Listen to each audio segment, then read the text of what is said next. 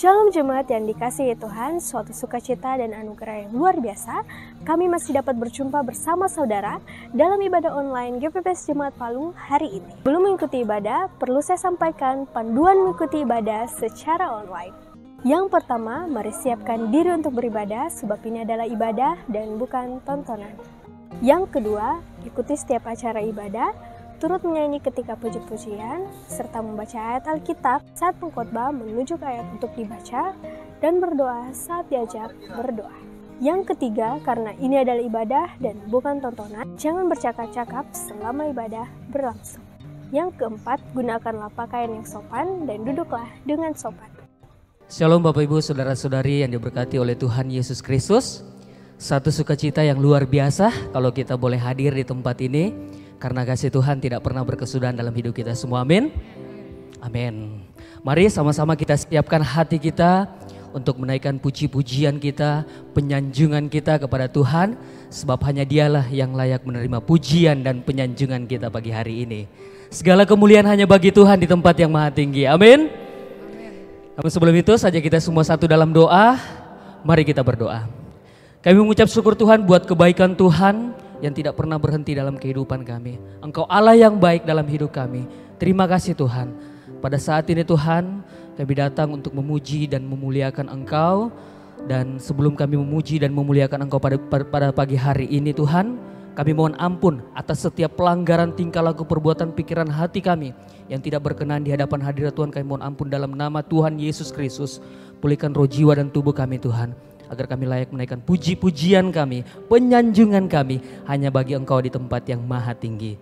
Ya Bapa dalam kerajaan surga, pada saat ini juga kami tidak lupa menyerahkan akan ibadah ini dari awal, pertengahan sampai akhirnya hanya boleh jadi di dalam nama Tuhan Yesus Kristus. Terima kasih Tuhan, bertatalah di atas puji-pujian kami pagi hari ini. Kami serahkan semuanya ke dalam tangan Tuhan, untuk bungkus kehidupan kami, dan biarlah juga Tuhan beracara dalam ibadah pada pagi hari ini. Terima kasih Bapa. Inilah doa dan ucapan syukur kami yang kami alaskan dalam nama Tuhan Yesus Kristus. Kami berdoa dan mengucap syukur. Haleluya. Amin.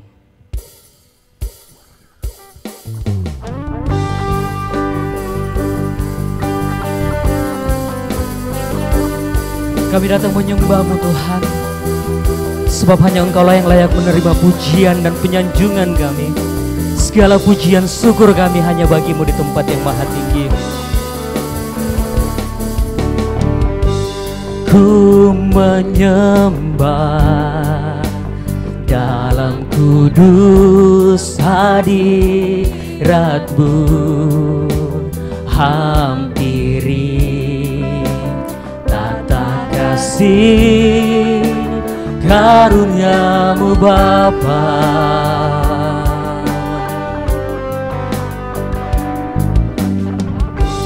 Kekuatanku hanya dalam hadirat-Mu, Yesusku. Hanya Kaulah segalanya. Ku yakin Kau hadir di sini Tuhan. Ku yakin Kau hadir di sini. Ku rasakan kuasa yang tak terbatas. Ku yakin Kau nyata di sini. Kemenangan terjadi di sini. Kami datang menyembah-Mu Tuhan. Ku menyembah dalam kudus hadirat-Mu, hampiri tata kasih karunia-Mu Bapa. Kekuatanku Tuhan, kekuatanku hanya dalam hadirat-Mu, Yesusku. Hanya hanya Kaulah segalanya.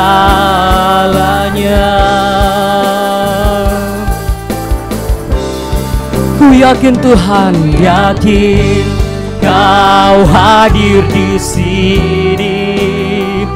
Ku rasakan kuasa yang tak terbatas. Ku yakin Kau nyata di sini.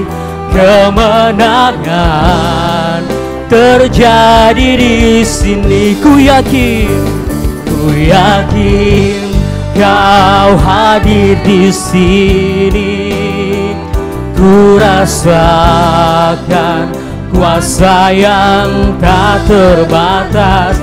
Ku yakin Kau nyata di sini. Kemenangan terjadi di sini.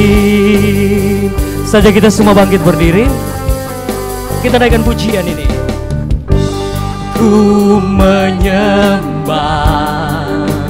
dalam kudus hadirat-Mu. Hampiri tata kasih karunia-Mu Bapa, kekuatanku,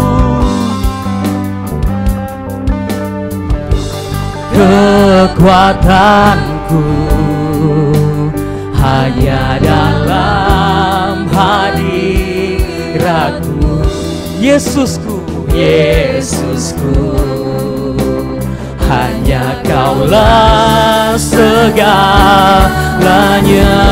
Ku yakin Kau hadir di sini. Ku rasakan kuasa yang tak terbatas. Ku yakin Kau nyata di sini. Kemenangan terjadi di sini. Ku yakin Kau hadir di sini. Ku rasakan kuasa yang tak terbatas. Ku yakin Kau nyata di sini. Kemenangan terjadi di sini. Sama-sama serukan, ku yakin Kau hadir di sini. Ku rasakan kuasa yang tak terbatas. Ku yakin Kau nyata di sini. Kemenangan terjadi di sini.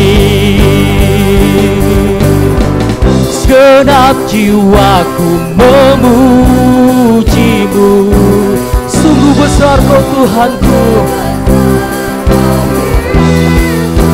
Segenap hatiku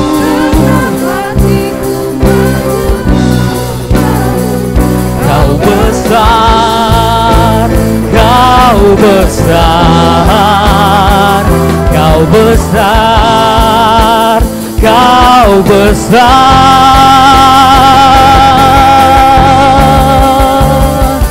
Ku yakin Kau hadir di sini. Ku rasakan kuasa yang tak terbatas. Ku yakin Kau nyata di sini. Kemenangan terjadi di sini. Ku yakin Kau hadir di sini. Ku rasakan kuasa yang tak terbatas. Ku yakin Kau nyata di sini. Kemenangan terjadi di sini. Kesembuhan terjadi di sini. Kelepasan kelepasan. Oh, terjadi di sini. Yesus Tuhan, Engkau Allah yang mulia, kami memuji nama-Mu, kami sanjung Engkau Tuhan, kami tinggikan nama-Mu, sebab hanya Engkau yang layak terima pujian. Yesus Allah yang hidup, Allah yang kudus, kami datang memuji nama-Mu, kami datang meninggikan Engkau. Yesus Allah yang hidup, Allah yang kami sembah dalam nama Yesus. Segala pujian, hormat, kemuliaan hanya bagi-Mu. Engkau mulia, Engkau mulia Tuhan, Engkau Allah yang agung, Engkau Allah yang mulia, Engkau Allah yang kudus. Kami memuji, kami menyembah Engkau Tuhan. Oh Yesus, Allah yang hidup, Allah yang tak pernah meninggalkan kami. Engkau Allah yang mulia, kasih-Mu Tuhan, kasih-Mu Yesus, kasih-Mu.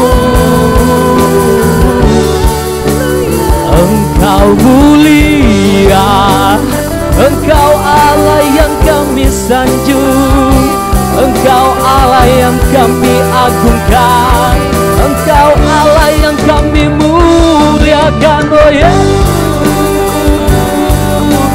Tuhan, segala kemuliaan hanya bagi-Mu. Di tempat yang maha tinggi kami datang memuji-Mu, kami datang meninggikan nama-Mu. Yesus Allah yang kudus, Shirana Mashyaralaya Masih, Iyananaya Karalaya Masih.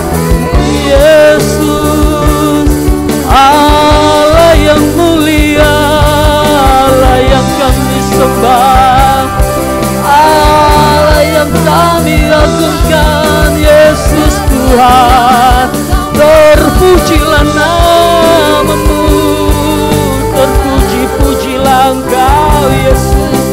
Engkau Allah yang kudus, Engkau Allah yang mulia. Segala pujian, hormat, kemuliaan dan penyanjungan hanya bagi-Mu Tuhan, hanya untuk-Mu. Oh Yesus,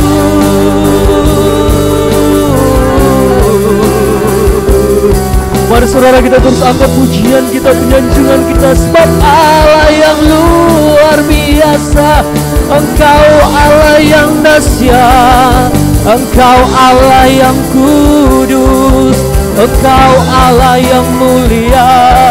Yesus Syaralaya nalaya masih, Hinalaya masyakaralaya natasyarawu, Hiyanaraya natakasyaramawu, Hinalaya masih, Syande syaralaya natatasyakamulamaya masih, Hiyanaraya natakasyaralaya makasyaramu,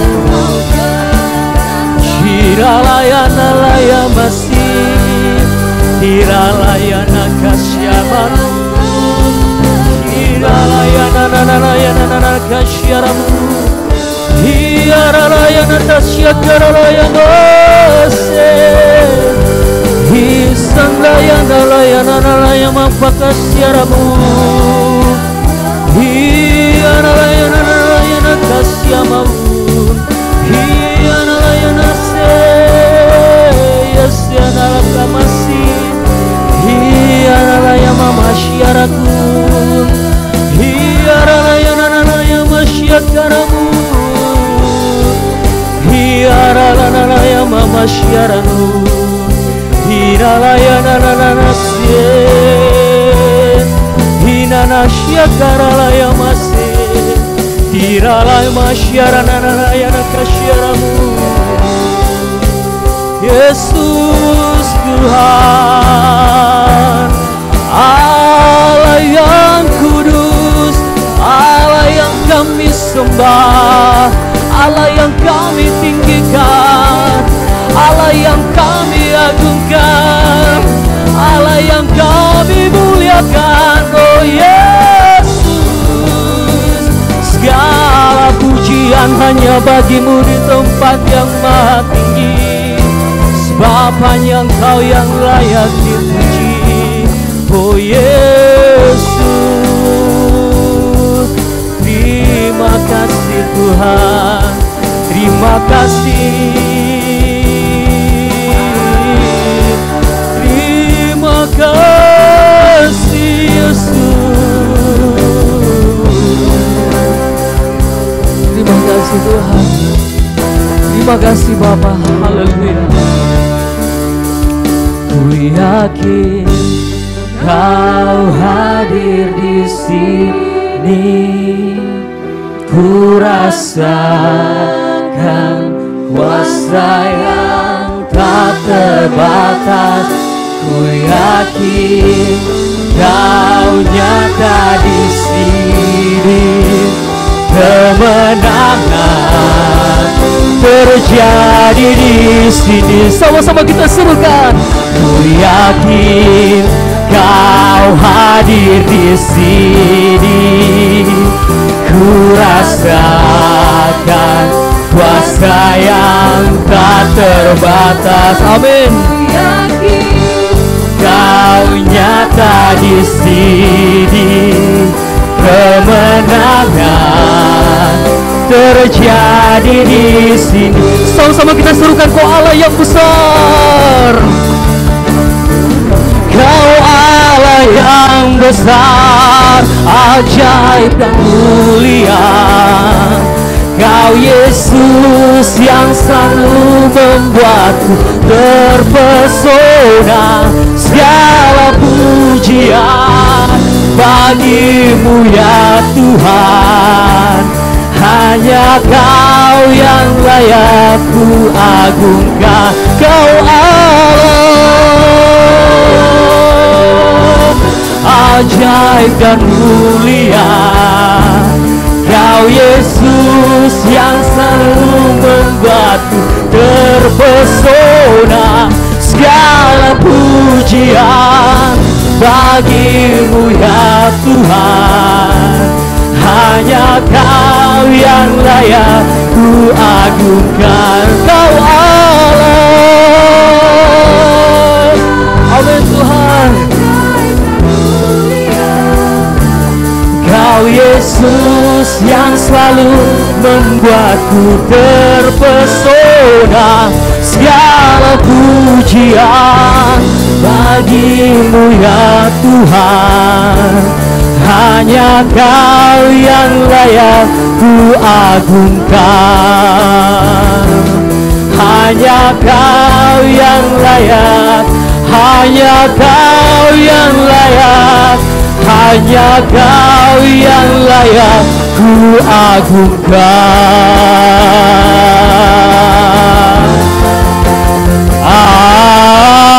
Amin. Sama-sama kita berikan tepuk tangan yang terbaik untuk Tuhan kita Yesus Kristus namanya. Sebab Dia Allah yang luar biasa dalam hidup kita Tuhan. Kami mau lebih lagi untuk memuji dan memuliakan Tuhan pada pagi hari ini. Segala pujian, hormat, syukur kami hanya bagimu di tempat yang maha tinggi. Dalam nama Tuhan Yesus Kristus kami berdoa mengucap syukur. Haleluya. Amin. Seberapa banyak Bapak Ibu, saudara-saudari yang diberkati oleh Tuhan datang dengan sukacita pada pagi hari ini, boleh lambaikan tangan. Iya, boleh lirik kiri kanannya, katakan Tuhan Yesus luar biasa dalam hidup kita. Tuhan Yesus luar biasa. Tuhan Yesus baik, amin. Amin. Tuhan Yesus sungguh ajaib dalam kehidupan kita semua, saudara. Saya persilakan duduk.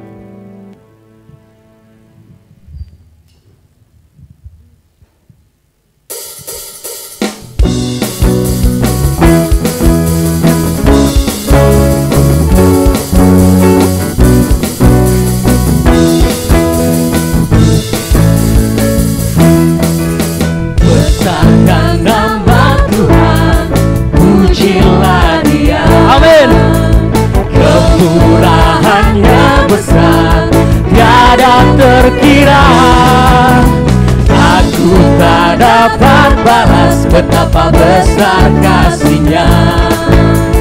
Oh, besarkanlah namanya. Tuhan yang ajaib, Tuhan yang ajaib, Tuhan yang kuasa, Tuhan yang menopang hidupku.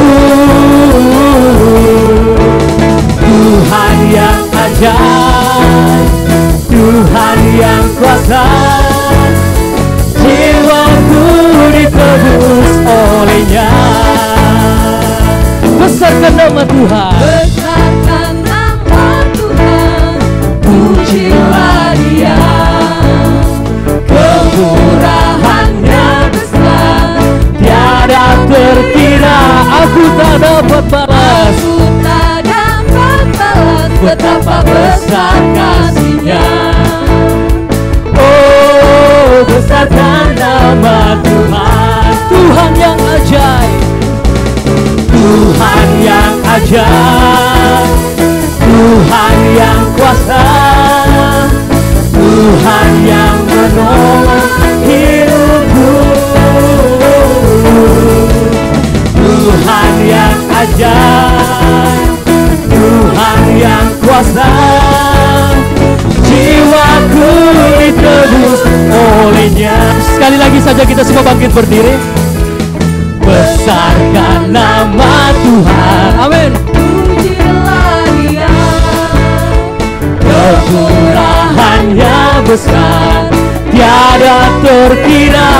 Aku tak dapat balas, betapa besar kasih-Nya. Oh, besarkan nama Tuhan, Tuhan yang ajaib, Tuhan yang ajaib, Tuhan yang kuasa, Tuhan yang menolong hidupku. Tuhan yang ajaib, Tuhan yang kuasa, jiwaku ditebus oleh-Nya. Tuhan yang ajaib, Tuhan yang ajaib, Tuhan yang kuasa, Tuhan yang menolong hidupku. Tuhan yang ajaib, Tuhan yang kuasa, jiwaku ditebus oleh-Nya. Sama-sama kita serukan Tuhan yang ajaib, Tuhan yang ajaib. amin. Tuhan yang kuasa, Tuhan yang menolong hidupku. Tuhan yang ajaib, Tuhan yang kuasa, jiwaku ditebus oleh-Nya. Sekali lagi Tuhan yang ajaib, Tuhan yang ajaib, Tuhan yang kuasa, Tuhan yang menolong hidupku. Tuhan yang ajaib, Tuhan yang ajaib. Tuhan yang kuasa, jiwaku ditebus oleh-Nya. Jiwaku ditebus oleh-Nya.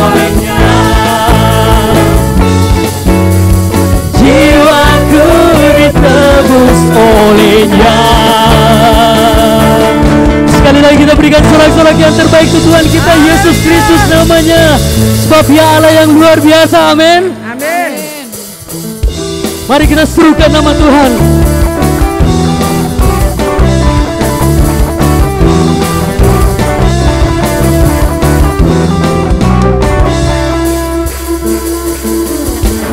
Bangkit, serukan nama Yesus. Maju, nyatakan kuasanya. Apa saudara? Kita buat iblis gemetar, kalahkan tipu dayanya dengan kuasa namanya. Bangkit, serukan nama Yesus. Bangkit, serukan nama Yesus. Maju, nyatakan kuasanya. Kita buat iblis gemetar, kalahkan tipu dayanya dengan kuasa namanya. Allah, nama Yesus, menara yang kuat. Nama Yesus, kota benteng yang teguh. Nama Yesus, kalahkan semua musuh. Nama Yesus, di atas segalanya.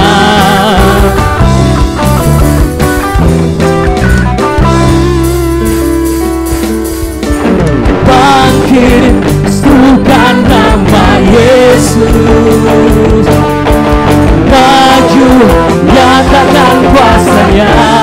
Kita buat iblis gemetar, iblis gemetar, kalahkan tipu dayanya dengan kuasa namanya.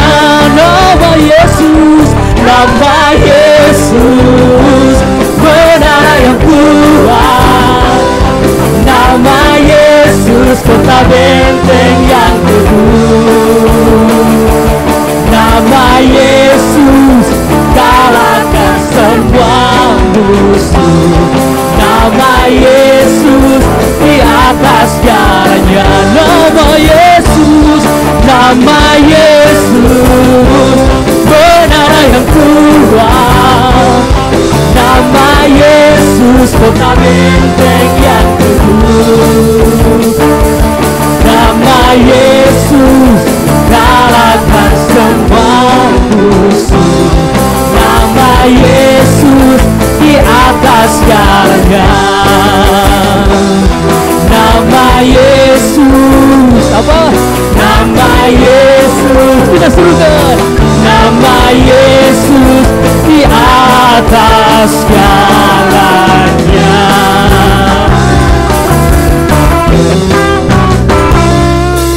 Haleluya.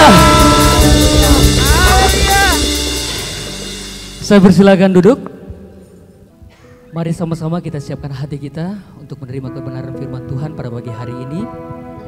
Tuhan selalu menolong kita dalam keadaan apapun. Yakin dan percaya kasih-Nya tidak akan pernah berkesudahan. Amin. Kita naikkan pujian ini.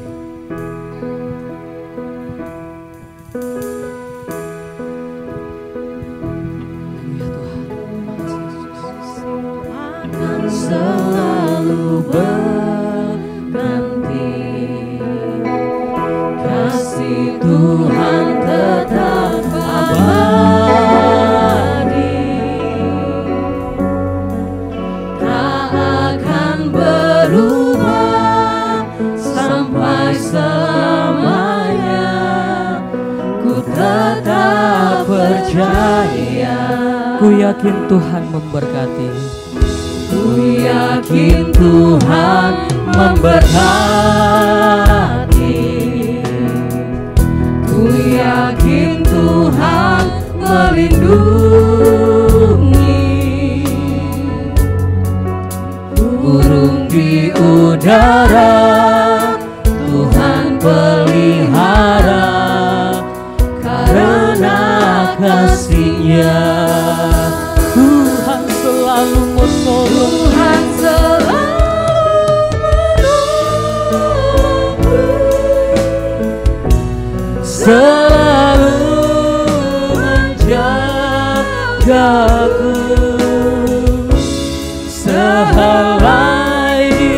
butuh, tak akan terjatuh tanpa seizin-Mu.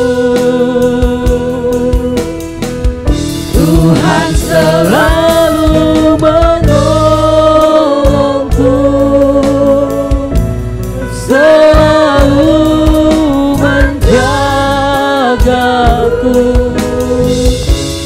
Dia menyertaku dan peliharaku seumur hidupku.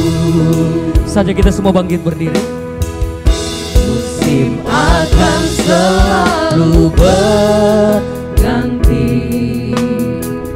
kasih Tuhan tetap abadi, tak akan berubah sampai selamanya. Ku tetap percaya, Ku yakin Tuhan memberkati. ku yakin Tuhan memberkati. Ku yakin Tuhan melindungi. Burung di udara Tuhan pelihara, karena kasih-Nya. Tuhan selalu menolong. Tuhan selalu menolongku, selalu menjagaku. Sehelai di rambutku tak akan terjatuh tanpa seizin-Mu. Tuhan selalu menolongku, selalu menjagaku. Dia menyertaku dan peliharaku seumur hidupku. Tuhan selalu menolongku. Dari jemaat saja menaikkan pujian ini.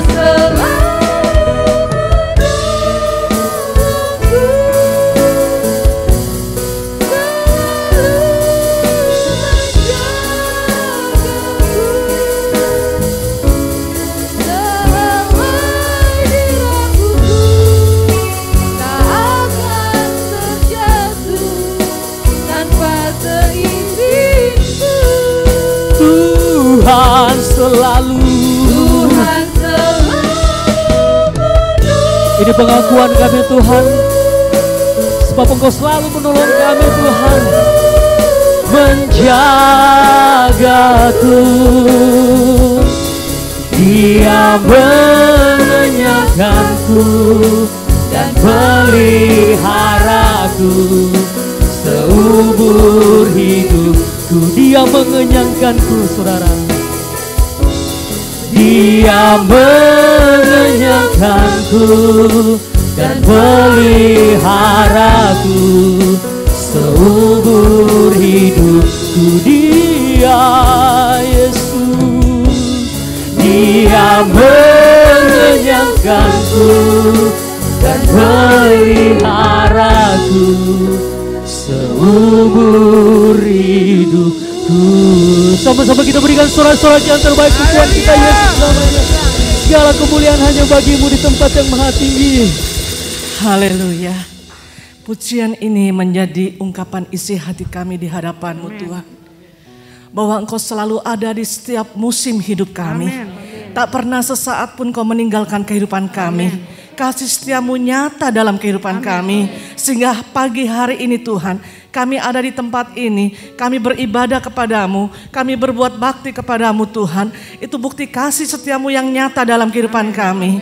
Terima kasih Tuhan, kami percaya Engkau melawat setiap kami pribadi lepas pribadi. Dimanapun kami berada, di dalam maupun di luar ruangan Tuhan, tidak ada satu pribadi pun yang Engkau lewatkan pagi hari ini. Baik yang online saat ini juga Tuhan, Engkau melawat setiap kami. Terima kasih Tuhan, Biarlah pujian penyembahan kami menjadi suatu persembahan yang berkenan, menyenangkan hati-Mu. Dan pagi hari ini kami percaya Engkau akan memuaskan setiap kami yang datang dengan penuh kerinduan melalui kebenaran firman-Mu yang akan disampaikan oleh hamba-Mu Tuhan. Urapi kami semua, urapi hamba-Mu juga Tuhan, sehingga apa yang disampaikan adalah isi hati-Mu, dan berkati kami. Allah Roh Kudus, Engkau Roh Penolong, Engkau akan memampukan kami menjadi pelaku-pelaku firman-Mu, sehingga Tuhan kami boleh tetap terus berjalan di dalam rancangan-Mu, dan dalam keseharian kami boleh menghidupi firman-Mu senantiasa. Terima kasih Tuhan, di dalam nama Tuhan Yesus Kristus kami berdoa mengucap syukur. Amin. Shalom. Ya, karena pakai masker jadi tidak semua mimik kelihatan, tapi saya berharap semuanya boleh beribadah dengan sukacita dan menantikan kebenaran firman Tuhan dengan sukacita. Amin. Ya, saudara, sebelum kita masuk dalam pemberitaan firman Tuhan, saya ingin menyapa saudara yang mungkin baru pertama kali hadir bersama dengan kami di tempat ini beribadah. Mungkin ada di dalam ruangan, ada di belakang, ada tidak ada. Oke. Yang berulang tahun dalam minggu yang akan datang, dari hari ini sampai hari Sabtu saya akan bacakan, yaitu Ibu Lina Herawati, Ibu Feblinita Polii, kemudian Ibu Febi Susanto, kemudian Saudari Gita Prema Devi, dan juga Ibu Yeliana, kemudian Ibu Hojeai, kemudian Saudara Elia Meliangan, dan kemudian Ibu Hermin Ruruk, dan Saudari Trifosa Marcelia Perapi. Ya, itu yang berulang tahun. Ada yang saya sebutkan tadi, ada yang di belakang, di dalam ruangan sini tidak ada. Oke, nanti akan kita doakan. Kemudian untuk minggu ini ada ekstra kolekte untuk kas misi GPPS Palu. Dan tadi di dalam pengumuman ada diumumkan tentang fellowship komsel dewasa. Ya, bukan fellowship tetapi komsel di wilayah masing-masing. Ya, itu saya perbaiki pengumuman tadi bahwa Rabu ini bukan fellowship tetapi komsel di wilayah masing-masing. Puji Tuhan, kita berdoa bagi saudara-saudari kita yang berulang tahun dalam minggu ini. Kita berdoa. Kami mengucap syukur Tuhan untuk kasih setia-Mu yang tidak pernah berkesudahan dalam hidup kami. Juga bagi saudara-saudara kami yang Tuhan sudah sertai dalam perjalanan hidup mereka di tahun-tahun yang sudah lewat hingga pada saat ini. Kami percaya Tuhan, kasih setia-Mu tidak akan pernah berubah dan juga akan terus menyertai, menggenapi setiap janji-Mu, memelihara kehidupan mereka di dalam menjalani hari-hari yang akan datang. Tuhan berkati roh, jiwa dan tubuh mereka, kesehatan mereka, usaha pekerjaan, studi, semua yang terkait Tuhan memberkati mereka semuanya. Tuhan campur tangan agar setiap pribadi semakin mengerti kehendak Allah di dalam hidup mereka. Terima kasih Bapa. Kami mengucap syukur di dalam nama Tuhan Yesus Kristus kami memberkati mereka. Amin. Puji Tuhan, shalom saudara. Sekali lagi shalom. Tadi sudah shalom, shalom lagi. Artinya damai sejahtera. Saudara yang saya kasih dalam Yesus Kristus, saya bergumul untuk apa yang menjadi pesan Tuhan bagi saya dan juga bagi kita di dalam kehidupan kita sebagai orang percaya. Tema kita di dalam tahun ini adalah berharap untuk yang terbaik, bersiap untuk yang terburuk. Saya percaya dan saya tahu karena pengalaman saya juga adalah selalu berdoa mengharapkan segala sesuatu yang terjadi, yang akan terjadi di dalam segala hal itu adalah yang terbaik. Ya kan? Mungkin sudah baik tetapi pingin yang lebih baik lagi. Pingin yang terbaik lagi. Dan itu harapan saya adalah itu terjadi bukan hanya akan datang tetapi setiap hari, setiap jam. Itu adalah doa saya. Dan saya berdoa juga bagi orang lain, bagi saudara. Supaya selalu yang terbaik yang terjadi. Saya tidak pernah berdoa untuk yang terburuk yang terjadi. Ya kan? Saya jarang berdoa untuk hal itu. Walaupun di dalam modul 3 saudara tahu kan tentang baptisan api. Ternyata baptisan api itu sangat penting bagi kita. Karena melalui penderitaan, melalui proses-proses penaklukan keinginan daging, keinginan mata, keangkuhan hidup, itu sakit bagi kita dan itu tidak nyaman, tetapi itu mendatangkan satu sukacita atau kedewasaan atau pertumbuhan yang baik di dalam hidup kita. Ternyata penderitaan itu juga ada tujuan Tuhan di dalamnya.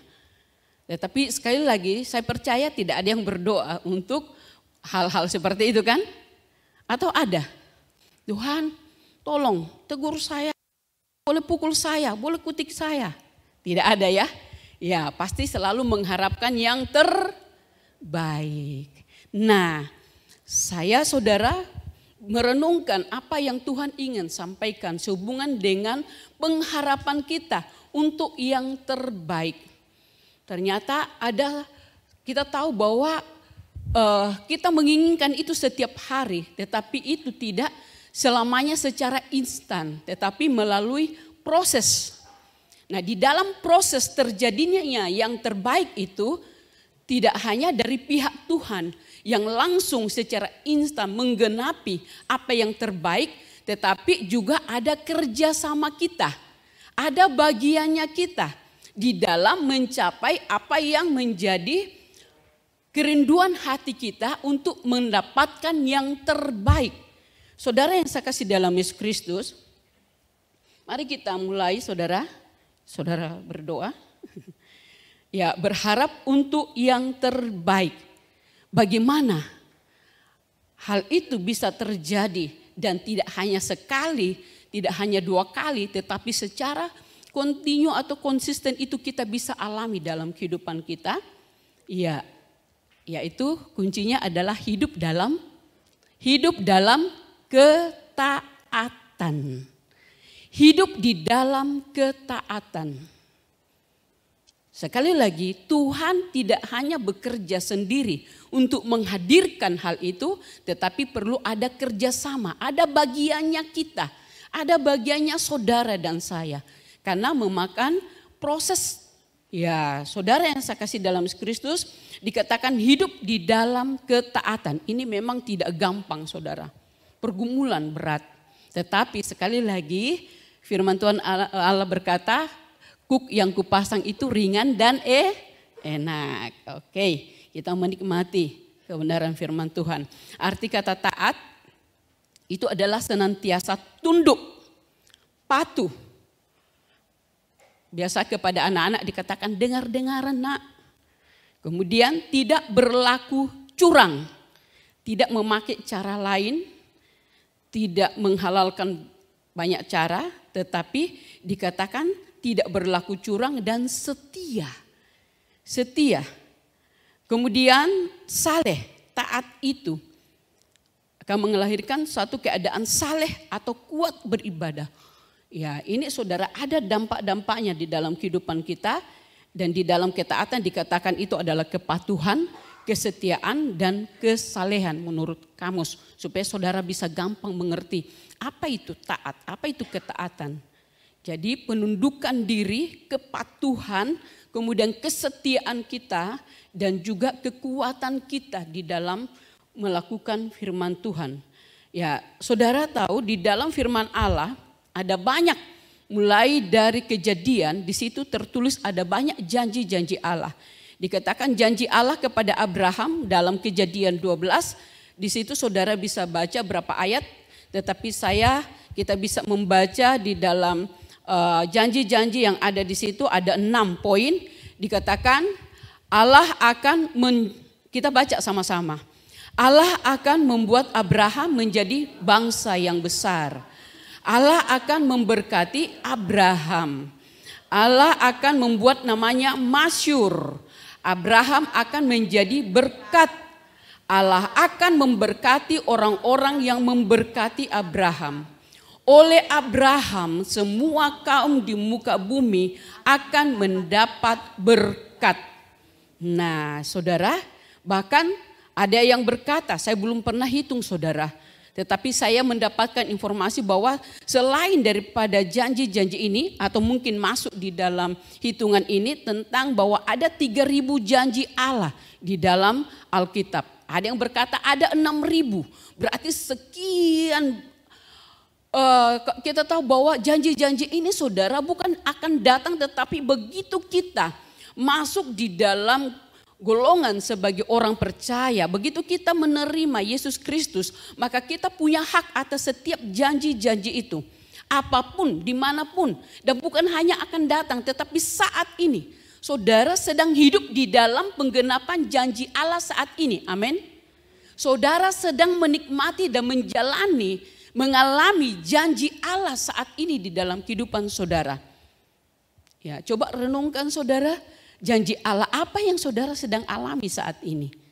Ya, saudara, mungkin ini saudara katakan, itu kan kepada Abraham, nama Abraham yang ditulis di situ. Dan itu mungkin juga kepada anak-anaknya. Tetapi firman Allah di dalam Galatia 3:29 berkata, dan jikalau kamu adalah milik Kristus, maka kamu juga adalah keturunan Abraham dan berhak menerima janji Allah. Amin. Iya, ini kan pengharapan. Wah, luar biasa hal yang Tuhan sediakan. Hal yang Tuhan siapkan bagi saya. Hal yang Tuhan ingin lakukan di dalam kehidupan saya. Baru 6 poin sudah membuat kita bergairah. Ya kan? Nah, gairah atau kerinduan itu saudara yang akan membawa kita untuk bergerak mencapai setiap janji apa yang Tuhan sudah siapkan. Dan itu saudara dikatakan dibutuhkan iman. Jangan bimbang, dibutuhkan ketaatan. Nah, kalau saudara membaca di dalam Ulangan pasal 28 atau setiap janji itu diungkapkan, maka selalu diawali dengan jikalau engkau mendengarkan baik-baik firman yang kusampaikan kepadamu pada hari ini dan melakukan dengan setia dan melakukan dengan taat, maka ini akan terjadi, ini akan terjadi, ini akan terjadi. Walaupun itu ditulis di dalam perjanjian lama, tetapi sekali lagi dikatakan berdasarkan penebusan daripada Yesus Kristus, di dalam Yesus Kristus kita memiliki hak atas semua janji tersebut. Saudara yang saya kasih dalam Yesus Kristus, kita lihat satu contoh, saya selalu senang membaca perjanjian lama. Iya, karena banyak hal yang saya pelajari di situ. Dikatakan bahwa ketika bangsa Israel keluar dari Mesir, ya lalu pernah saya menyampaikan tentang pelajaran di padang gurun. Sekarang saya tidak mengulang itu lagi, hanya menyinggung sedikit. Dikatakan bahwa ketika mereka sudah berada di Mesir, kemudian Tuhan mau membawa mereka ke satu negeri. Jadi sebelum mereka keluar, saya membaca di situ bahwa ada 15 kali janji Allah kepada mereka tentang aku akan membawa kamu ke suatu negeri yang berlimpah susu dan madunya. Artinya di Mesir mereka sudah tinggal di Goshen pada waktu itu. Suatu tempat yang khusus, yang spesial bagi mereka. Tetapi kemudian mereka mengalami satu masalah. Dan saudara sudah membaca tentang apa yang mereka alami di Mesir.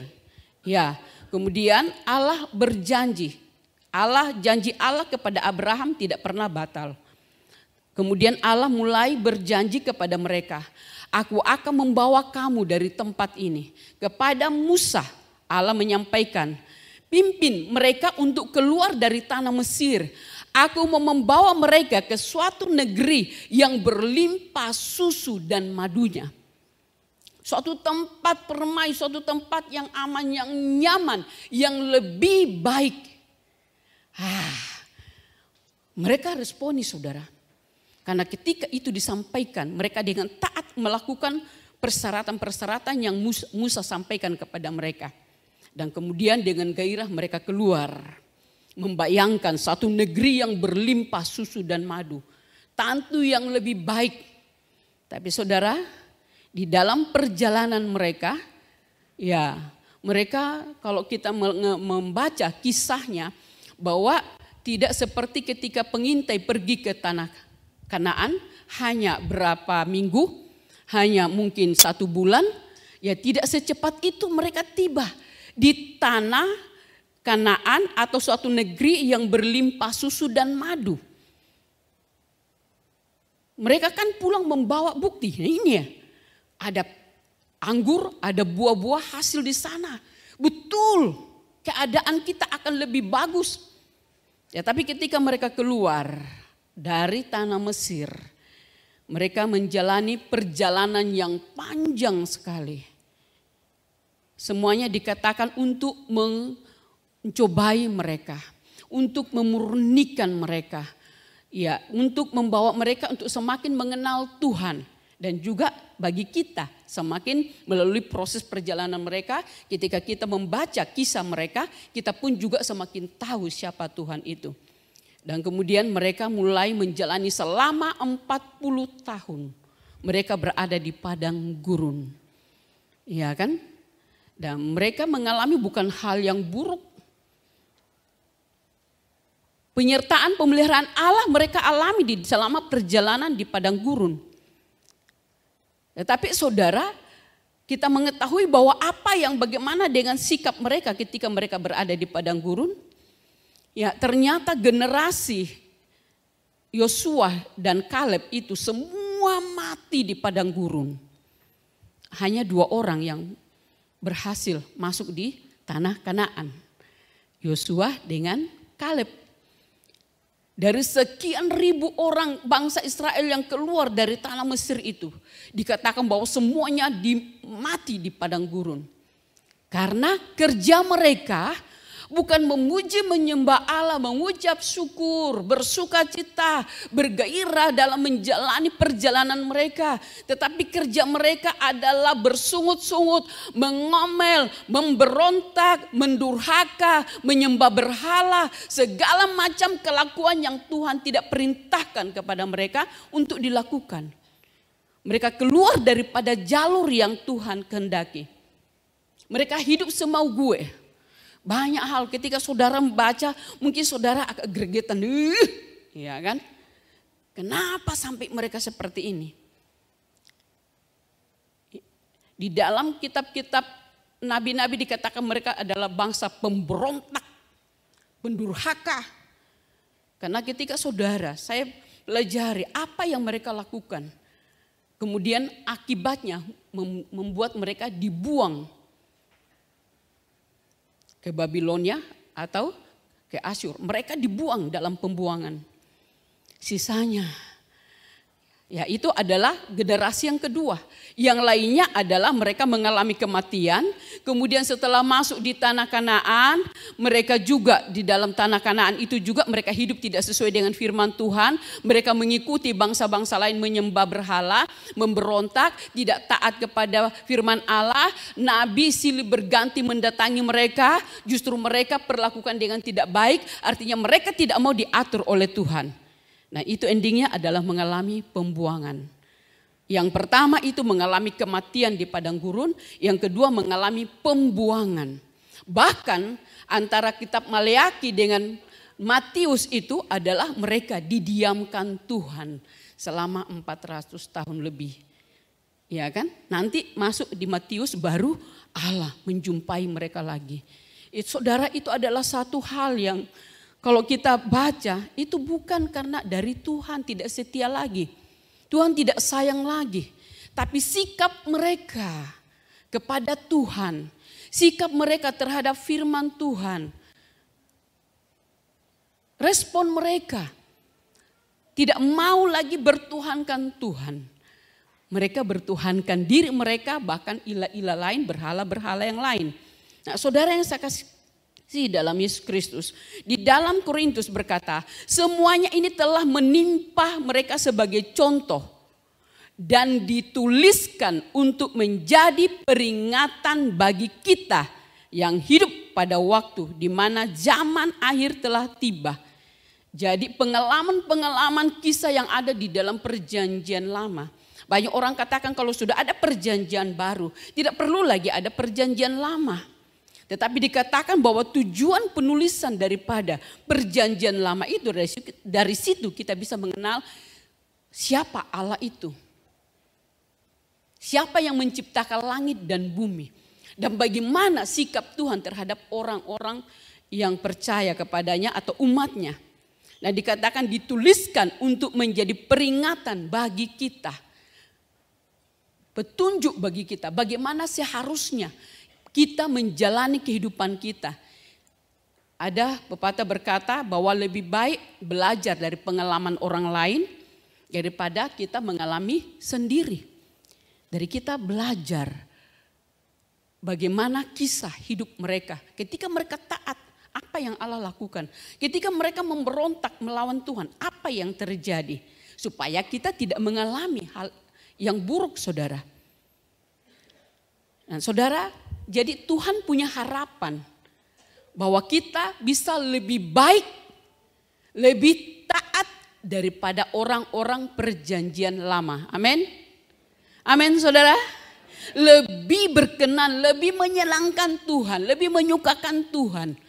Lebih banyak melakukan sesuatu untuk Tuhan daripada mereka yang berada di dalam perjanjian lama.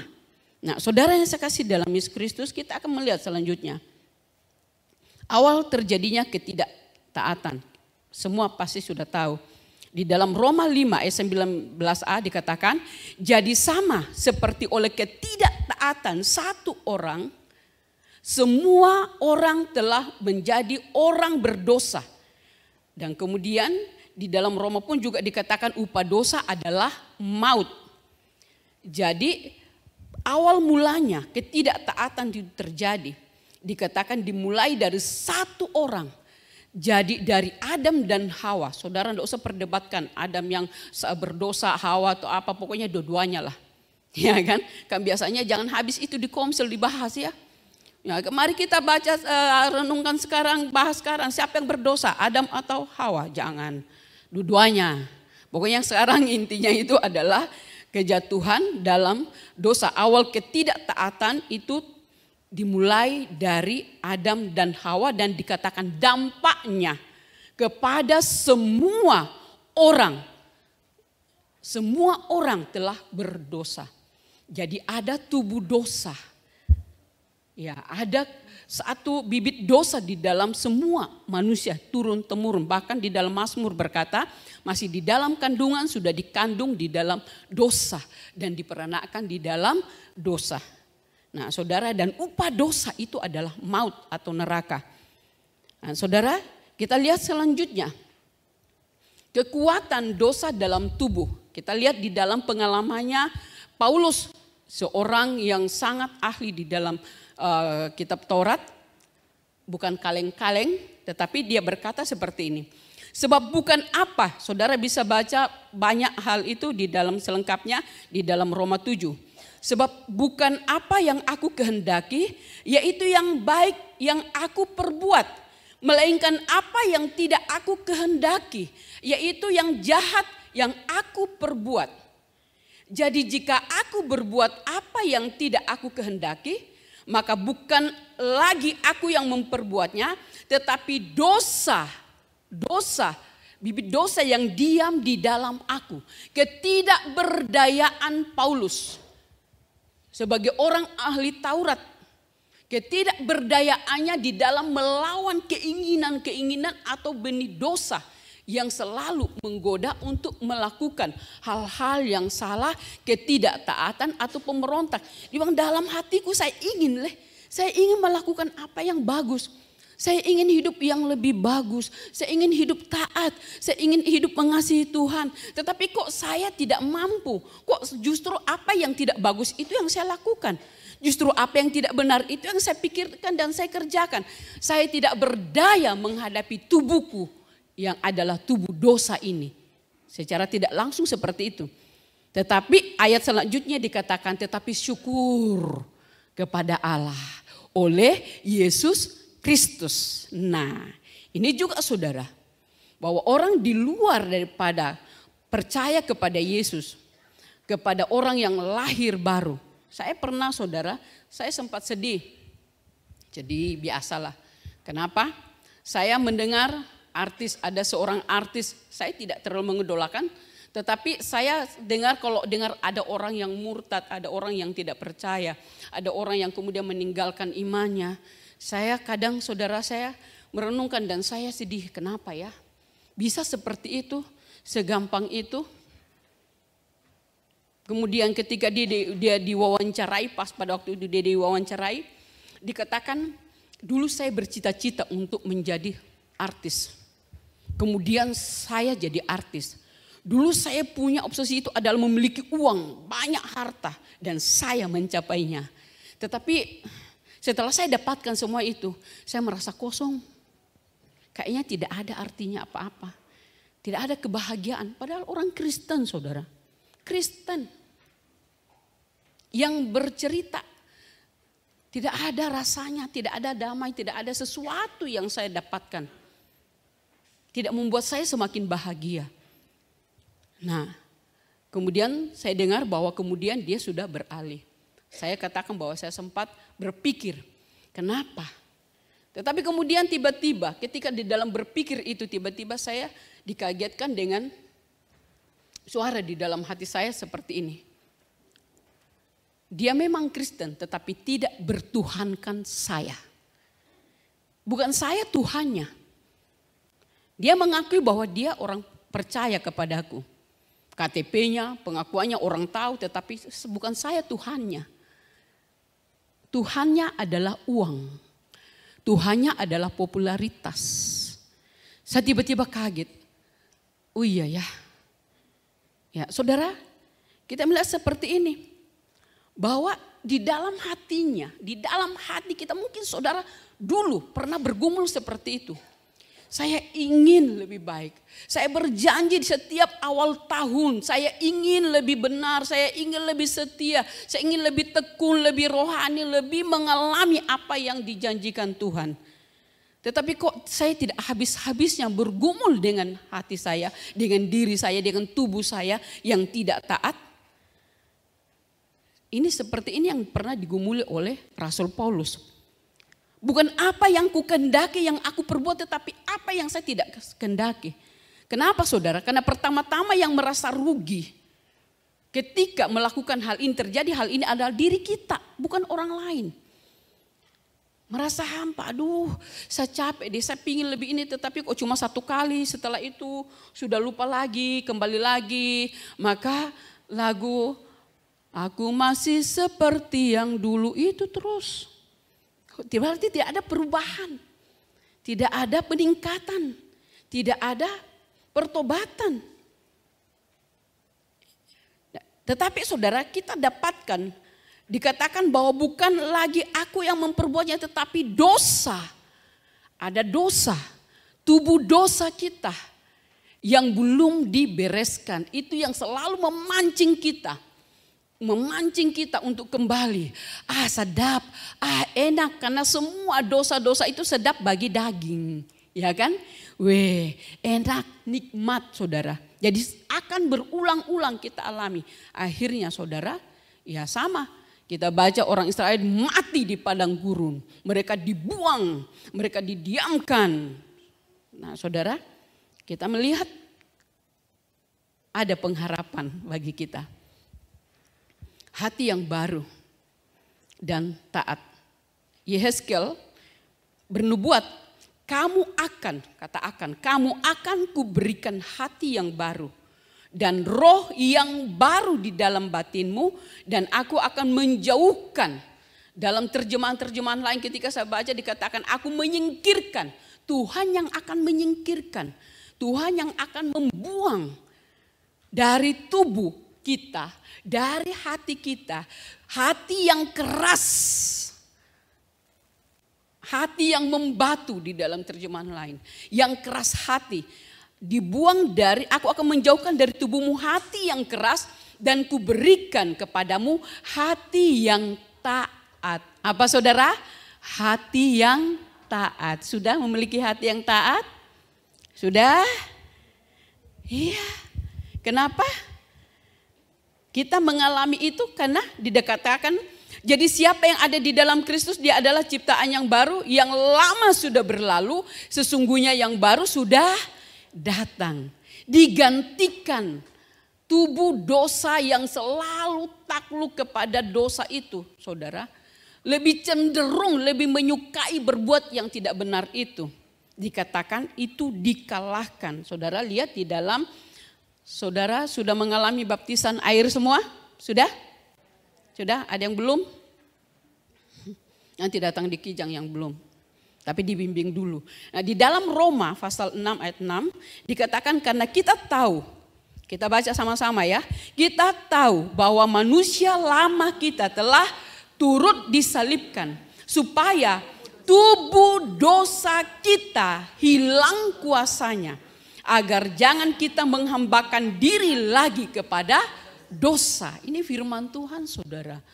Rupanya tubuh dosa kita itu dioperasi oleh Tuhan, diambil dan dicabut oleh Tuhan ketika kita masuk di dalam baptisan air.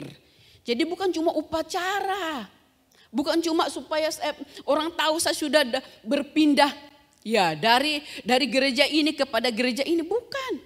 Tetapi di dalam baptisan itu dikatakan Allah melakukan suatu operasi supranatural di dalam tubuh kita untuk membersihkan tubuh dosa kita supaya hilang kuasanya. Paulus katakan aku capek. Apa yang aku melakukan aku tidak bisa berhasil melakukannya. Kenapa? Karena dikatakan ada tubuh dosa. Tetapi tubuh dosa itu akan hilang kuasanya ketika kita masuk di dalam baptisan air. Nah ini saudara. Satu mujizat, suatu hal yang Tuhan lakukan bagi kita. Jadi bukan hanya upacara dan saudara kalau sudah dibaptis coba saudara renungkan. Bagaimana dengan kehidupan saudara? Apakah betul saudara sudah mengalami bahwa sebenarnya saudara sudah bisa mengontrol, sudah bisa mengalahkan tubuh dosa atau keinginan mata, keinginan daging, keangkuhan hidup itu di dalam hidup saudara. Karena kuasanya sudah hilang. Kekuatannya sudah hilang.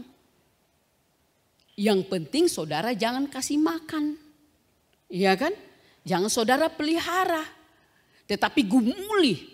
Supaya itu saudara berkemenangan. Terus menerus. Bukan hanya ketika dioperasi selesai kemudian saudara.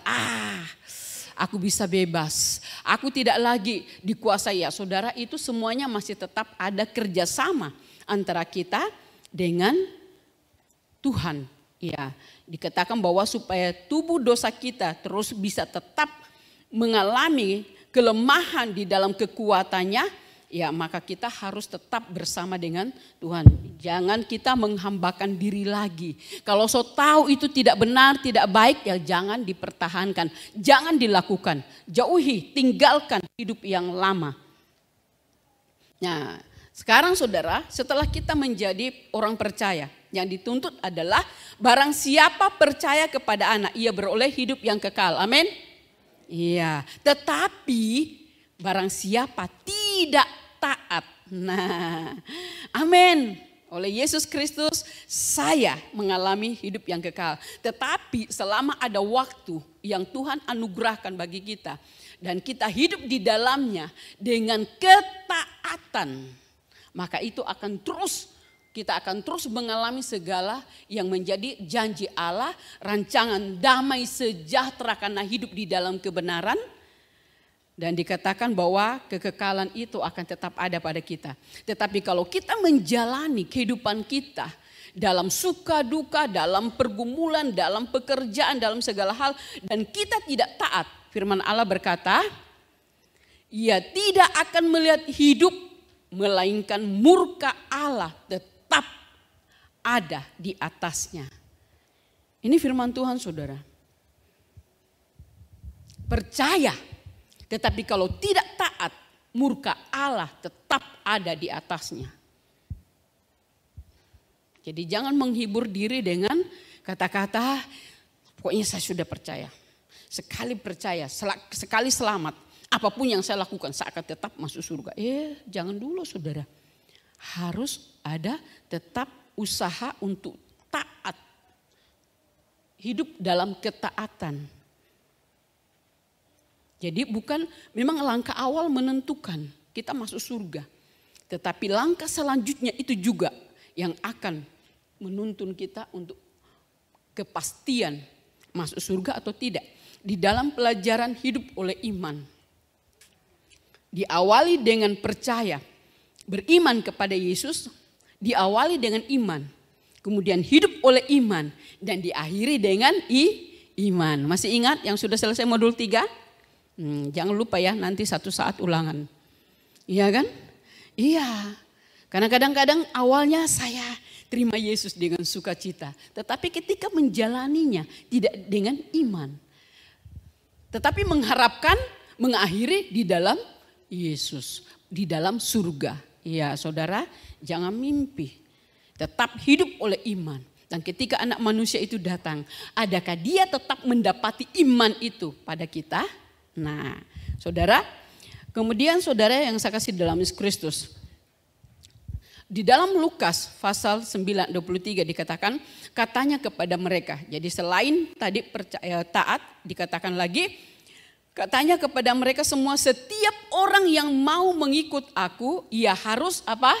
Menyangkal dirinya, memikul salibnya setiap hari dan mengikut aku.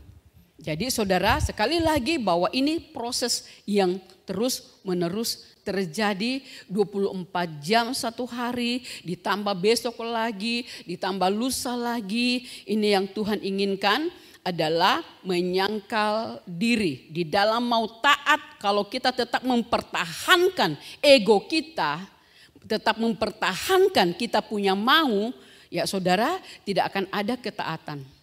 Ya kan? Saya mau begini kenapa? Saya suka begini kenapa? Enak saya rasa, saya tidak merugikan orang lain. Ya, saya melakukan ini tidak ada orang yang dirugikan. Ya, tetapi merugikan diri sendiri, ya kan? Setiap hari ia harus menyangkal dirinya. Tidak hanya hidup dengan dirinya sendiri, kepentingan dirinya, tidak egois. Tidak hanya memikirkan apa yang dia ingin capai. Menyangkal dirinya, tidak melakukan apa yang dia sukai walaupun itu bertentangan dengan firman Tuhan. Dia harus melakukan penaklukan diri. Proses penaklukan diri di hadapan Tuhan. Memikul salibnya.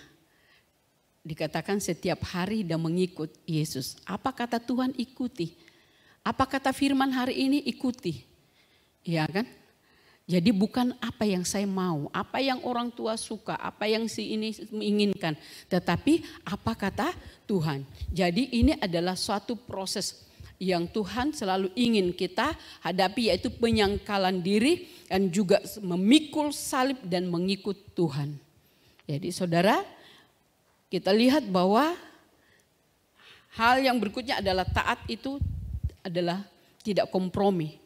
Ya di atas ya, tidak di atas tidak. Nuh, ketika saya membaca Nuh, maka saya menemukan bahwa semua orang, saudara baca di situ dikatakan, semua orang tidak ada yang berbuat baik. Semua orang melakukan kejahatan. Tetapi dikatakan Nuh adalah seorang yang benar dan tidak bercela di antara orang-orang sezamannya. Dan Nuh itu hidup bergaul dengan Allah. Di dalam perjanjian lama, walaupun dikatakan tadi bahwa mereka belum mengalami baptisan, tetapi dikatakan bahwa mereka hidup bergaul dengan Allah. Keterikatan dengan Allah, pergaulan dengan Allah itu memampukan kita untuk bisa melawan dosa. Saudara ingat di dalam Yohanes tentang dikatakan pokok anggur dengan ranting-ranting itu, kalau ranting itu tetap melekat pada pokok, maka dia akan selalu mendapatkan supply, kekuatan dari pokok kepada ranting, supaya bisa bertahan, supaya bisa terus memiliki hikmat, supaya bisa terus memiliki satu kekuatan untuk menyangkal diri, untuk melawan dosa. Karena kalau dengan kekuatan kita untuk melawan dosa, melawan keinginan-keinginan daging, keangkuhan hidup, dengan kemampuan atau kekuatan kita tidak mampu, saudara. Makanya orang perjanjian lama itu yang bisa komit dan yang bisa dekat dengan Tuhan itu adalah orang yang selalu bergaul dengan Allah. Bergaul akrab dengan Allah, karib dengan Tuhan, bersama dengan Tuhan. Mereka menyadari tanpa Tuhan, tanpa adab, pimpinan Tuhan, tanpa saya dekat dengan Tuhan, saya tidak akan mampu melakukan perlawanan terhadap dosa. Saya juga tidak akan mampu melakukan firman. Ya, jadi hanya kekuatan dari Tuhan. Hanya urapan, hanya kalau kita menyatu dengan Tuhan, bergaul dengan Tuhan. Bagaimana caranya? Iya, saudara setiap hari berdoa.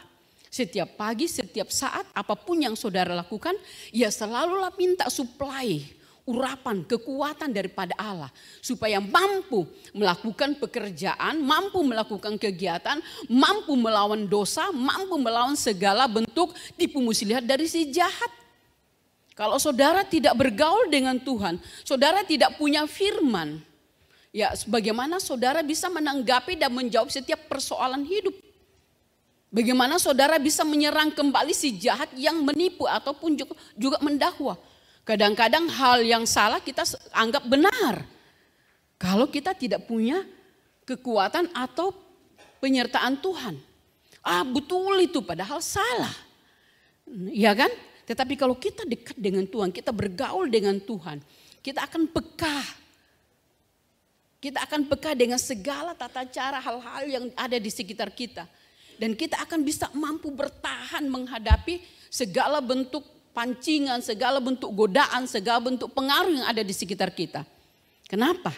Dikatakan bahwa hidup bergaul dengan Allah. Hidup bergaul dengan firman. Selalu melibatkan khotbah terakhir tentang Roh Kudus. Selalu ingin kerjasama dengan Roh Kudus. Roh Kudus selalu siap menolong kita. Iya kan? Ya, jadi saudara, ini adalah satu hal. Bagaimana supaya kita tidak kompromi, karena ketaatan itu adalah tidak kompromi. Ya di atas ya, tidak di atas tidak. Ya saudara, ini adalah satu hal yang Tuhan ingatkan. Dan kalau saudara, memang saudara di dalam perjanjian lama pun kita bisa melihat konsekuensi ketaatan yang mereka lakukan itu saudara. Seperti kita lihat tentang Yusuf bagaimana dia bisa berjuang untuk bertahan di dalam imannya supaya tidak mendukakan hati Tuhan, supaya dia bisa tetap bertahan di dalam imannya. Ya akan banyak masalah yang bisa saja orang lakukan bagi kita atau terjadi. Orang bisa menjauhi kita, tetapi saudara, inilah suatu hal yang perlu dikatakan menyangkal diri, pikul salib. Dalam ketaatan saudara pikul salib. Tetapi akan ada selalu damai sejahtera. Mungkin orang bilang, kasihan sekali siksanya. Tetapi di dalam hati orang yang bersangkutan, yang mengalaminya itu ada kekuatan. Ada kekuatan. Ada ketenangan. Sehingga saudara bisa lihat, kok dia bisa tetap tenang ya. Kok dia bisa tetap kekuat, kok dia bisa tetap tersenyum. Kenapa? Karena dikasih kekuatan oleh Allah. Karena dia alami itu karena iman. Kita melihat seperti Yusuf, Tuhan tambahkan iman, kekuatan di dalam dirinya karena dia mau menjaga imannya. Dia tidak mau berdosa karena Tuhan. Dan melihat saudara, para nabi disuruh menyampaikan firman. Ya, kadang-kadang mungkin katakan, aduh Tuhan di mana ini secara manusia. Saya disuruh tetapi saya mengalami aniaya. Dia dipasung, dia dimasukkan di dalam penjara, dimasukkan di dalam sumur kering, dimasukkan di dalam perapian, dimasukkan di dalam gua singa. Orang katakan, begitukah orang yang melakukan firman Tuhan banyak mengalami masalah penderitaan? Iya saudara, Tuhan pakai itu untuk menunjukkan kekuasaannya, kemuliaannya, keagungannya. Karena Tuhan yang menaruhkan kekuatan di dalam hati orang itu untuk bertahan. Karena orang itu mau mengasihi Tuhan, mau tetap mengandalkan Tuhan. Jadi saudara, begitu kita berkata mau saya Tuhan, saya mau Tuhan lakukan ini, saya mau Tuhan. Maka pada saat itu juga Tuhan akan mensuplai kekuatan, hikmat dan apa yang kita butuhkan di dalam menghadapi masalah itu.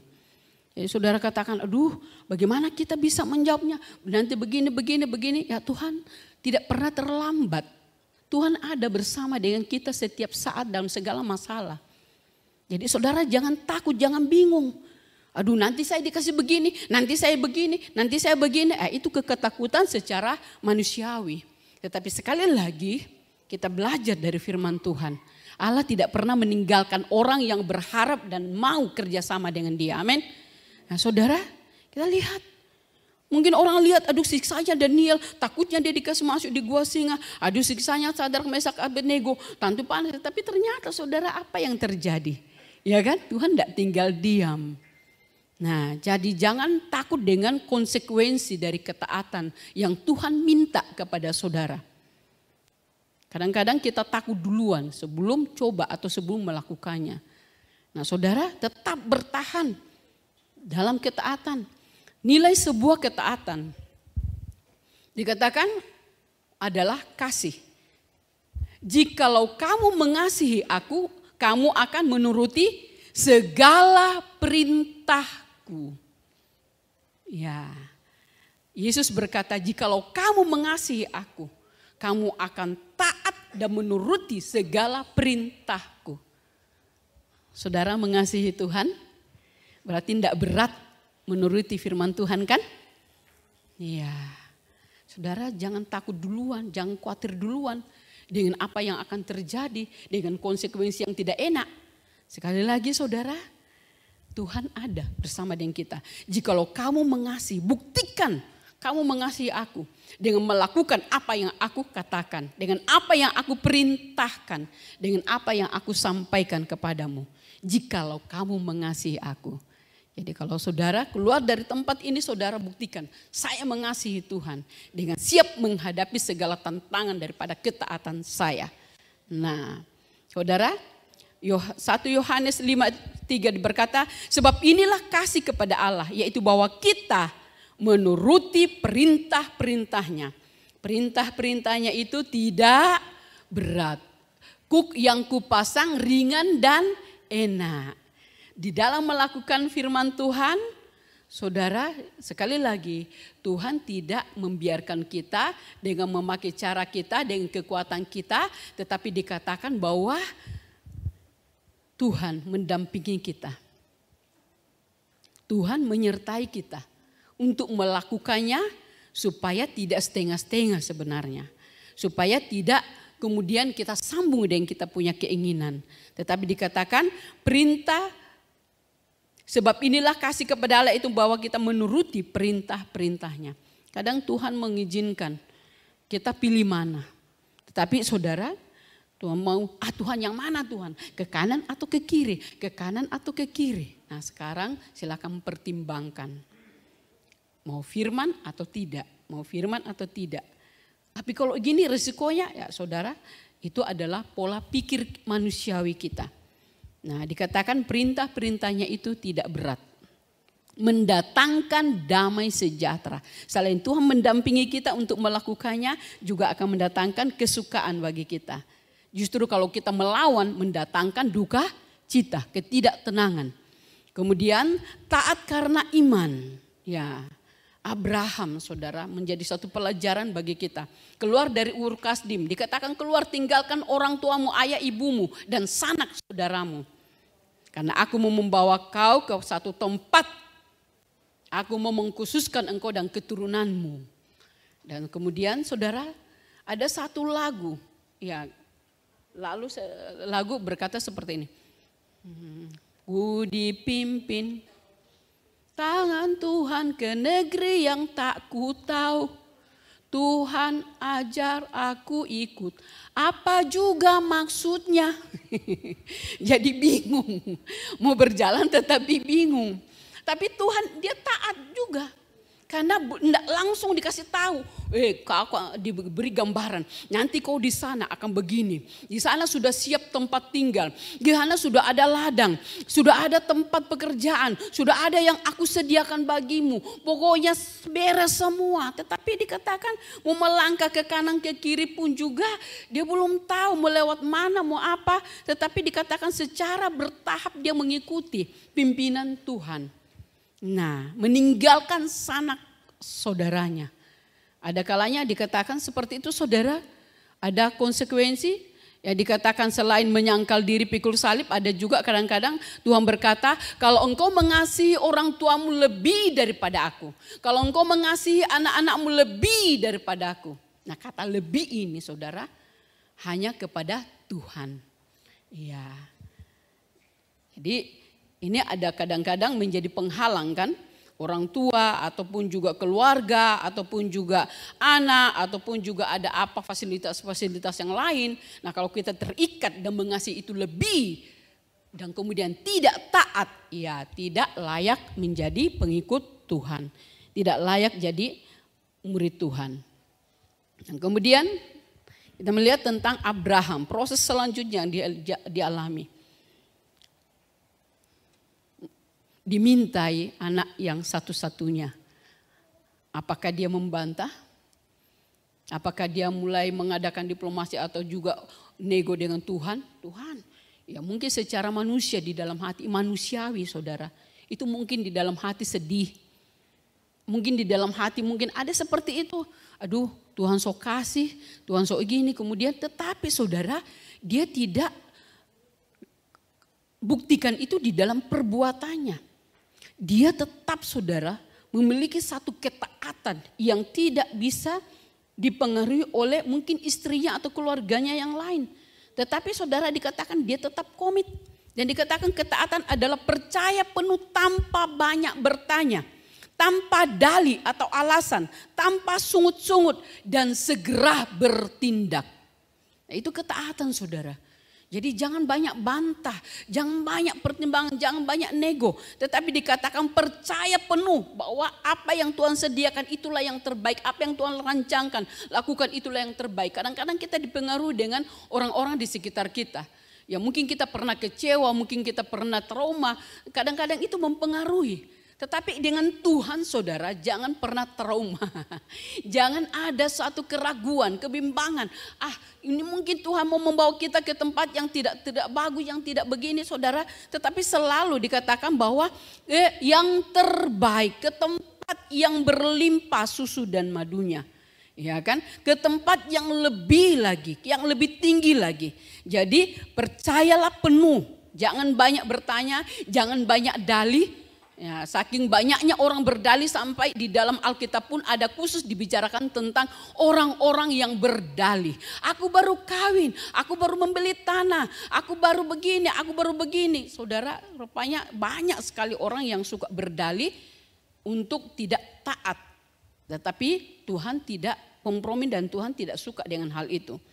Jadi dikatakan bahwa jangan ada dalih atau alasan tanpa sungguh-sungguh dan segera bertindak ketika kita tahu apa kehendak Tuhan. Ketika kita tahu firman Tuhan ini yang Tuhan ingin untuk kita lakukan. Iya, saudara. Tetapi Samuel menjawab, apa yang lebih menyenangkan bagi Tuhan? Persembahan dan korban bakaranmu atau ketaatanmu terhadap suaranya? Dengarlah. Ini dalam terjemahan lain yang lebih gamblang yang bagi saya. Dan dikatakan bahwa ketaatan lebih baik daripada pengorbanan atau korban. Dan ketundukan, kepatuhan, ketaatan lebih baik daripada mempersembahkan lemak domba. Jadi saudara, yang paling tinggi di hadapan Tuhan itu adalah ketaatan. Daripada ibadah kita, nyanyian kita, korban kita, dikatakan ketaatan terhadap apa kata firman di dalam hidup kita. Ini suatu hal yang Samuel sampaikan kepada Saul. Ya, Saul berkata, saya punya hak, saya raja, saya bisa melakukan apa yang kau lakukan. Tetapi bukan itu yang Tuhan kehendaki. Sehingga dikatakan, dengar, ketaatan lebih baik daripada pengorbanan. Dan ketundukan lebih baik daripada mempersembahkan lemak domba. Ketaatan. Nah, saudara, kemudian kita melihat saudara, aplikasi ketaatan di dalam hidup kita, di mana ketaatan itu dituntut atau ditunjukkan. Ya, hidup kita sehari-hari dipandu oleh firman. Firman Allah dalam hidup kita sehari-hari. Kalau saudara punya mesbah pribadi saudara, mesbah doa saudara, persekutuan dengan firman saudara, saudara akan mendengar apa kata Tuhan untuk kita lakukan hari itu. Hari ini saudara, saudara mendengar firman Tuhan. Apa kata Tuhan bagi saudara? Jadi tidak semua dari awal, tetapi dikatakan rema itu adalah satu hal yang Tuhan sampaikan kepada kita secara pribadi. Dan kita pasti menangkapnya. Apa yang Tuhan inginkan saya melalui firman ini. Melalui apa yang saya baca. Melalui ibadah kategorial. Siapa apa yang Tuhan sampaikan. Jangan saudara lihat siapa pengkhotbahnya. Saya cuma suka kalau Om Martino yang khotbah. Atau ini. Kalau ya saudara bukan. Saudara tidak usah lihat kita. Tapi dengar apa kata Tuhan. Apa yang disampaikan. Apa yang kita baca. Mungkin dari sekian ayat pasal yang kita baca 10. Ada satu ayat yang Tuhan tekankan bagi kita untuk kita lakukan. Jadi saudara, firman Allah tidak pernah terlambat. Firman Allah itu mau ada di dalam hidup kita sehari-hari dan kita hidupi sehari-hari. Nah, jadi apa kata firman Tuhan hari ini saudara? Apa kata firman Tuhan besok? Apa kata firman Tuhan? Dan nanti di Komsel pun akan semakin, wah saya memang sering, wah itu saudara bagus sekali kesaksian-kesaksian nanti. Saya melanggar ketika begini-begini. Ketika saya tergoda, ketika saya dipengaruhi, ketika pola pikir saya begini. Ketika masalah saya merasa bahwa ini jawabannya. Padahal itu bukan seperti itu. Ya kan? Nah, nanti menarik saudara. Kemudian dikatakan melalui orang tua rohani atau jasmani. Kolose 3:20, hai anak-anak taatilah orang tuamu di dalam segala hal. Di dalam Kolose dan juga dalam Efesus apapun juga dikatakan taatilah orang tuamu di dalam Tuhan. Di dalam Tuhan itu orang tua rohani. Di setiap kategorial itu ada koordinator, ada ketua, ada pembimbing, pendamping. Sekolah minggu ada, guru-guru. Nah apa yang disampaikan itu bukan dari apa yang mereka inginkan, tetapi apa kata firman. Cerita apa hari ini, itu adalah firman Tuhan. Yang dikatakan bahwa itu adalah penyampaian melalui orang tua kita, melalui orang tua rohani, kakak pembimbing, pembina kita. Allah berbicara, Allah menyampaikan kehendaknya. Dan dikatakan taatilah hal itu. Taatilah hal itu. Apa aturan-aturan yang sesuai dengan firman Tuhan yang disampaikan kepada kita, taatilah itu. Jangan jalan sendiri, jangan hidup semau gue. Jangan mau apa yang saya sukai, yang tidak enak, yang tidak ini, saudara jangan ukur dari enaknya bagi saudara, tetapi apa kata firman. Nah, jadi di dalam melakukan firman Tuhan, kadang-kadang kita harus melawan, kita punya keinginan sendiri, ya kan? Melawan kita dengan apa yang kita punya suka, dengan hobi kita mungkin berlawanan, tetapi kita mau taat atau tidak. Jadi saudara bisa lihat bahwa orang tua rohani atau orang tua jasmani semua adalah wakilnya Allah.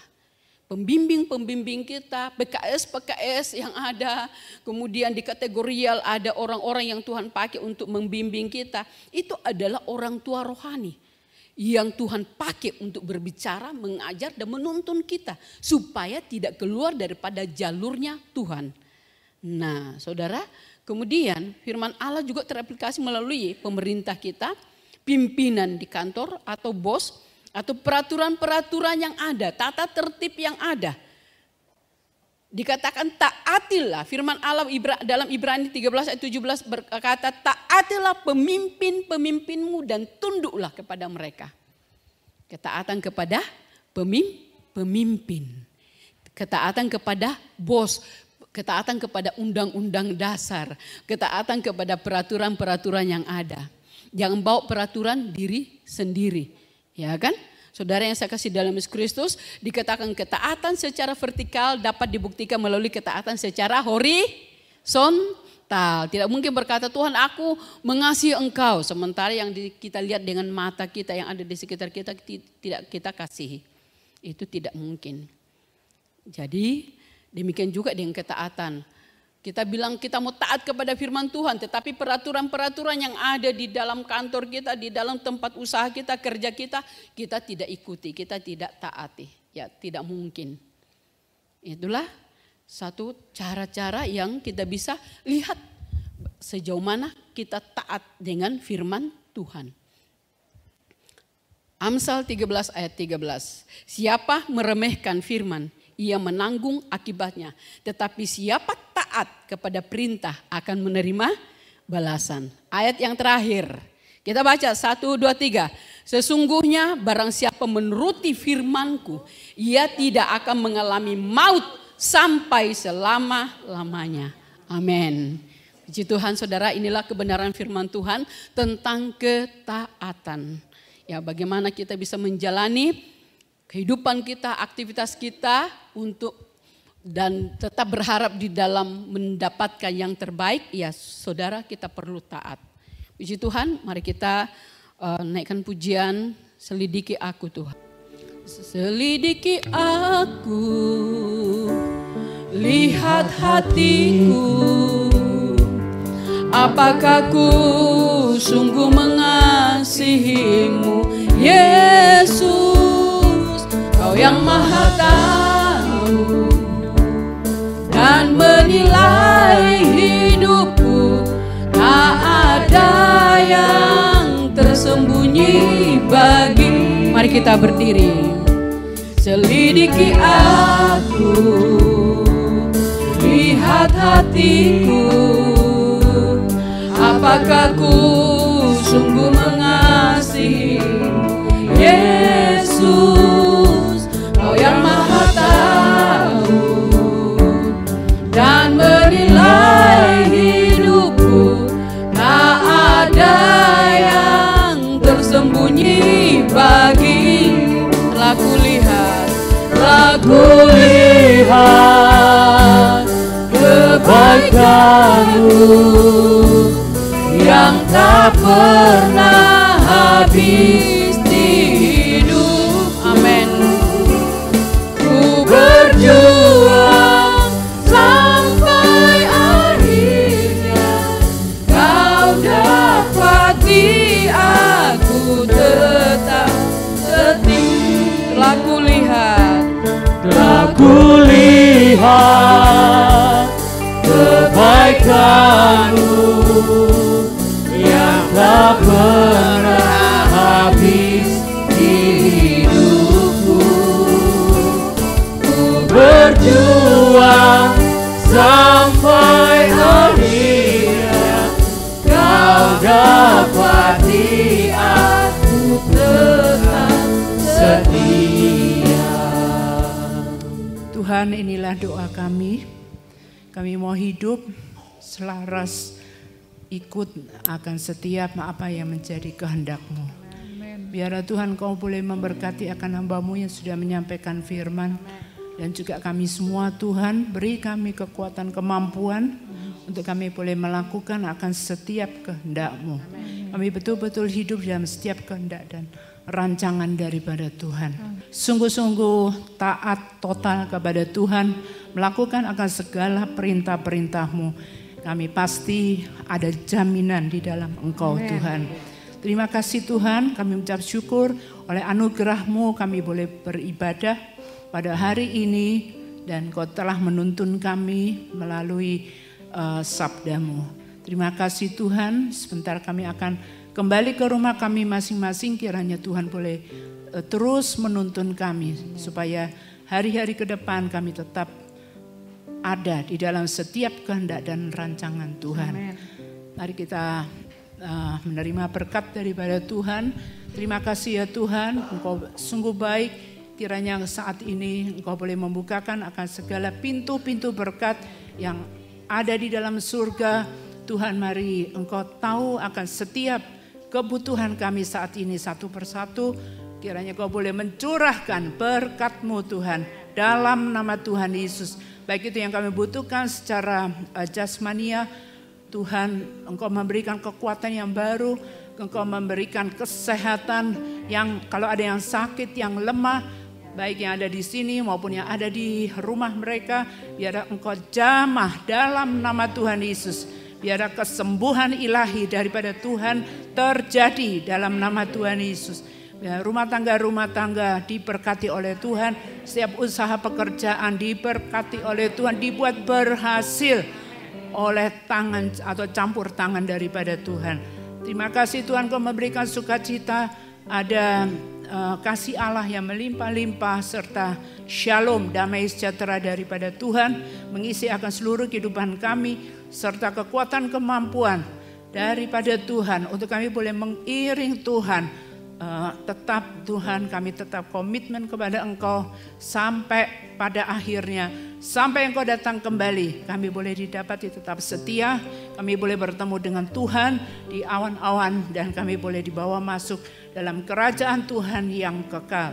Semua yang percaya katakan amin. Amin. Puji Tuhan, ibadah kita telah selesai. Selamat hari Minggu dan selamat melanjutkan aktivitas saudara. Dan pesan Tuhan di tahun 2023, berharap untuk yang terbaik dan bersiap untuk yang terburuk. Tuhan Yesus memberkati kita semuanya.